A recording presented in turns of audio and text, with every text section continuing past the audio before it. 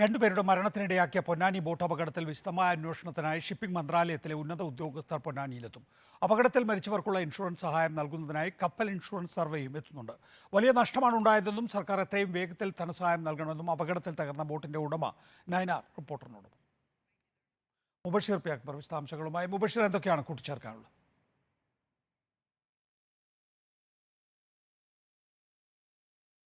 നികേഷ് കുമാർ, ചരക്കു കപ്പലായ സാഗർ യുവരാജ് ഇടിച്ച് അപകടത്തിൽ 2 പേർ മരിച്ച സംഭവത്തിലാണ് സർക്കാരിനോട് ധനസഹായം അഭ്യർത്ഥിച്ചുകൊണ്ട് ബോട്ടുടമ ഇപ്പോൾ രംഗത്ത് വന്നിരിക്കുന്നത്.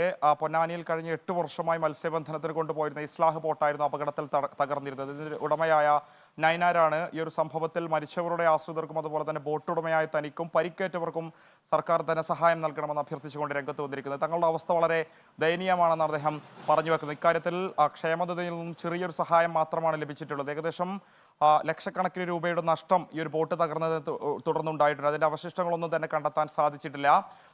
അതുകൊണ്ട് തന്നെ അതുമായി ബന്ധപ്പെട്ട ഇൻഷുറൻസ് ഒക്കെ തന്നെ ലഭിക്കാൻ സർക്കാർ സഹായിക്കണമെന്നുള്ളതാണ് നൈനാർ വ്യക്തമാക്കുന്നത്. കൂടാതെ ഈ ഒരു സംഭവവുമായി ബന്ധപ്പെട്ട് ഉന്നത ഉദ്യോഗസ്ഥർ കേസന്വേഷണത്തിന്റെ ഭാഗമായി വരും ദിവസങ്ങളിൽ പൊന്നാനിയിൽ എത്തിച്ചേരുമെന്നുള്ളതാണ് നിലവിൽ നമുക്ക് മനസ്സിലാക്കാൻ സാധിക്കുന്നത്. ഷിപ്പിംഗ് ജനറൽ ഓഫ് ഡയറക്ടർ അദ്ദേഹത്തോടൊപ്പം മറയൻ വിഭാഗത്തിലെ ഉദ്യോഗസ്ഥർ പൊന്നാനിയിൽ എത്തിച്ചേരും.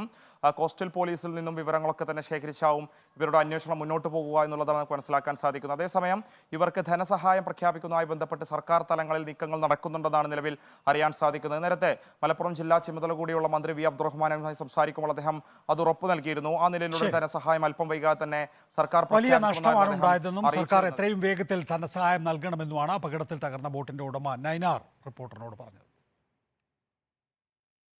ഇപ്പം മരിച്ച 2 പേരും 7 വർഷമായിട്ട് എൻ്റെ കൂടെ ജോലി ചെയ്തതിന് ആളാണ്. അപ്പം നമ്മൾക്ക് ഏക ആശ്രയം ഇതുകൊണ്ടാണ് നമ്മൾ ജീവിക്കണത്.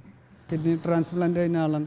മരുന്നിന് ഒരു 8000 രൂപയോളം മാസത്തിൽ വേണ്ടി വരും. അപ്പോൾ ആദ്യമൊക്കെ ഗവൺമെൻറ് കിട്ടിയിട്ടുണ്ടായിരുന്നു. ഇപ്പോൾ 1 വർഷമായിട്ട് കിട്ടണില്ല. തീർച്ചയായും സർക്കാരിന് കനിയുമെന്ന് ഞാൻ വിചാരിക്കുന്നുണ്ട്. സഹായം പ്രതീക്ഷിക്കുന്നുണ്ട്. സർക്കാർ ഇതിൽ ചെയ്യുമെന്ന് പ്രതീക്ഷിക്കുന്നുണ്ട്. ബോട്ട് ഫുള്ളായി താന്നു പോയി. പിന്നെ ആൾ അതിൻ്റെ അടിയിൽ പെട്ടുകൊണ്ട് അവർ ബോട്ട് പൊന്തിച്ചിട്ട് ആളെടുത്തതിന് ശേഷം ആളെ കിട്ടിയതിന് ശേഷം വലിച്ചതാണ്. പക്ഷേ റോപ്പ് പൊട്ടി താഴേക്കന്നെ പോയി.